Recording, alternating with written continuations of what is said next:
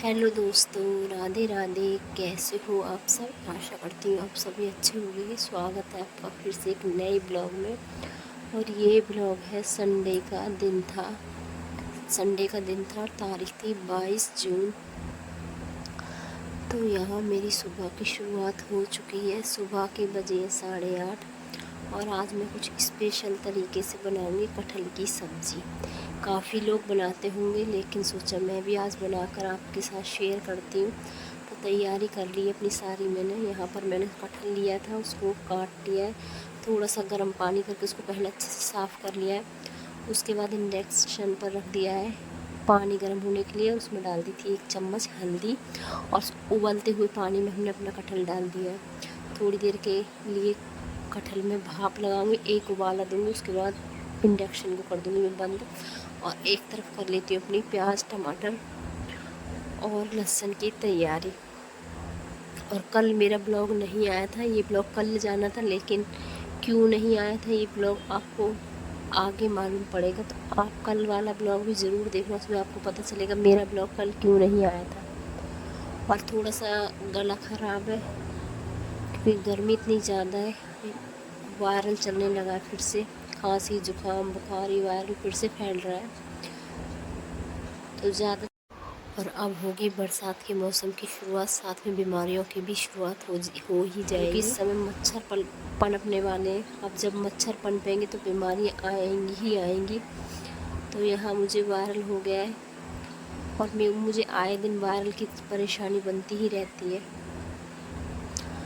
तो चलो, यहाँ पर तैयारी पूरी कर ली थी मैंने अपने कटहल बनाने की। मेरा कटहल अच्छे से भाप लगा दी थी। उसके बाद मैंने कटहल को कर लिया ठंडा और लहसुन प्याज को बारीक बारीक काट लिया था।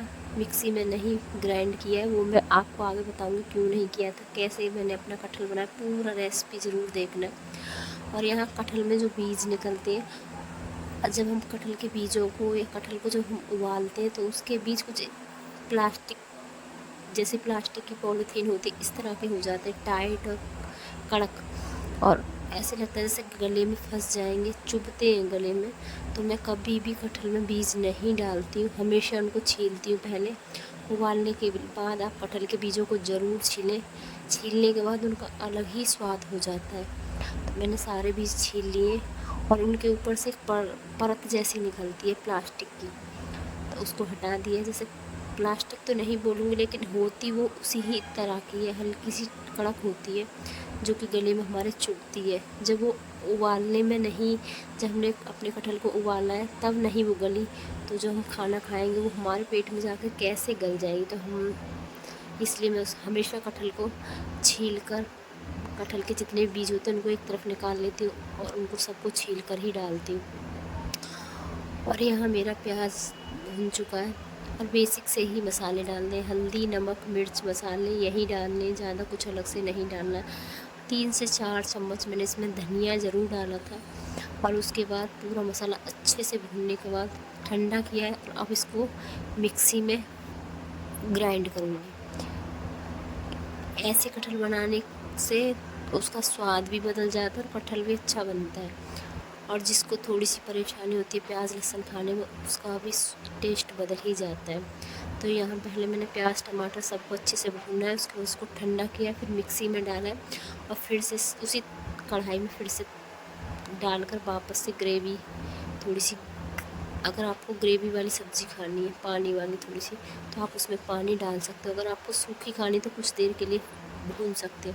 तो मैंने यहाँ ग्रेवी वाली सब्ज़ी बनाई थी, इसमें थोड़ा सा पानी डाला तो अच्छे से ग्रेवी मेरी बन चुकी है। और उसके बाद बना दिया था कटहल। तो ऐसी सब्ज़ी के साथ आप चावल खा सकते हैं, पराठे खा सकते हैं, रोटी खा सकते हैं, जो आपकी इच्छा हो वो खा सकते हैं। तो यहाँ मैंने बना दिए थे, कुछ रोटियाँ बनाई थी और कुछ बनाए थे मैंने पराठे। नाश्ते में मैंने पराठे बना लिए थे और दिन के लिए मैंने आज रोटियाँ बना कर रख दी थी। और उसके बाद जब मैं सब्ज़ी लेकर आई थी तो साथ के साथ एक ये मक्की भी लेकर आई थी, तो इसको साफ़ करके छील दिया क्योंकि तरी का कई दिनों से मन था मक्की कब आएंगी मक्की कब आएंगी। तो आज मैं जो भैया के पास सब्ज़ी लेने गई थी उनके पास मक्की थी, तो मैंने एक मक्की ले ली थी और ये 5 रुपये की एक मक्की दी थी उन्होंने। तो बच्चों ने सभी ने इसी में से थोड़ा थोड़ा ले लिया था सब ने। तो हमारे गांव में तो कुकड़ी बोलते हैं, लेकिन कई जगह इसको मक्का भी बोलते हैं, मक्की भी बोलते हैं, तो इसलिए मैंने आपको बता दिया मक्की, लेकिन हमारे गांव में इसको कुकड़ी ही बोला जाता है। खा ली थी। उसके बाद रोटियां बनाकर रख दी, गैस अच्छे से साफ़ कर दी। अब मट्ठे में लगा देते हैं हम छौंक। अब मट्ठा छौंक लगा कर रख दूँगी मैं फ्रिज में, क्योंकि अभी काफ़ी सारे काम है, अभी कोई नहीं खाएगा, नाश्ता सबने कर लिया है। रोटी कुछ देर बाद खाएंगे, तो तैयारी पूरी करके रख देती हूँ। और उसके बाद मेरे कपड़े पड़े हुए मुझे धुलने मशीन में लगाए थे, जब तक मैंने ये सब तैयारी की, जब तक लाइट जा चुकी थी, तो मुझे अभी वो हाथ से ही धुलने पड़ेंगे। अगर पड़े रहेंगे तो पूरा दिन पड़े रहेंगे, क्योंकि लाइट ऐसे ही आती है, फिर दिन में आएगी तो लेट ही आएगी। और कपड़े मेरे राउंड ले चुके थे, सिर्फ मुझे पानी ही निकालना है, साफ़ पानी से मुझे कपड़े धुल कर सुखाने।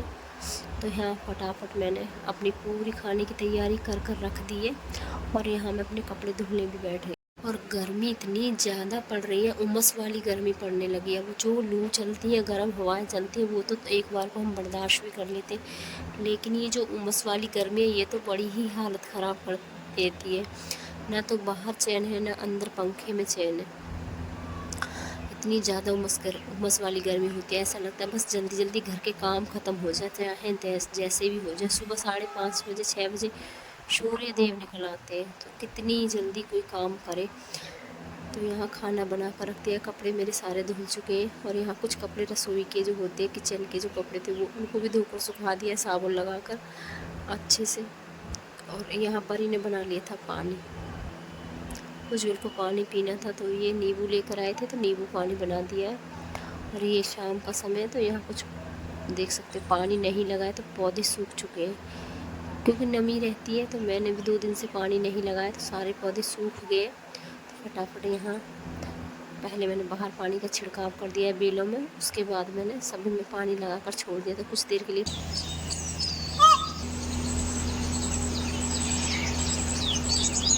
जब कोई नहीं खाएगा तब इतने अमरूद आ गए, क्योंकि इस सीज़न के जो अमरूद होते हैं उसमें बहुत जल्दी कीड़े पड़ते हैं, वो कीड़े दिखाई भी नहीं देते हैं।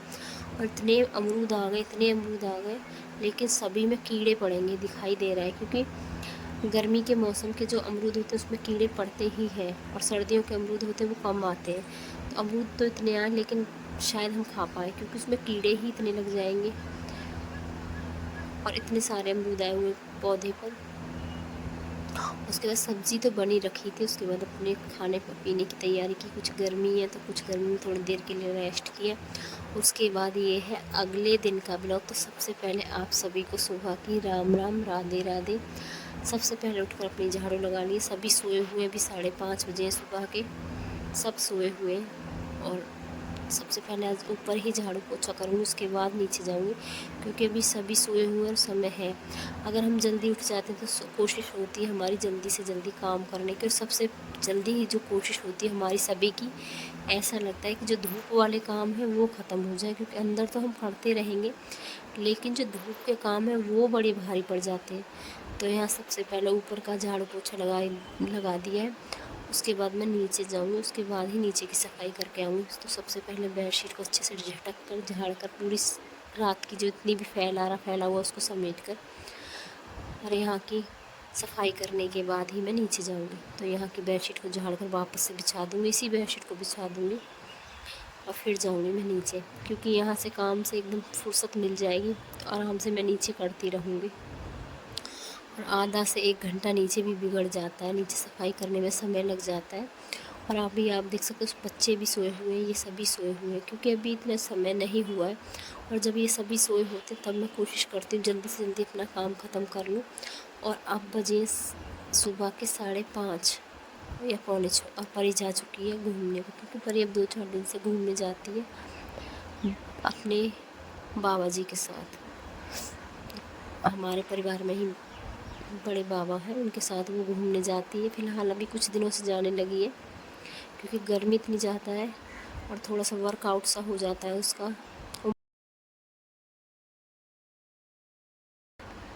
तो यहाँ पर ही जा चुकी है घूमने।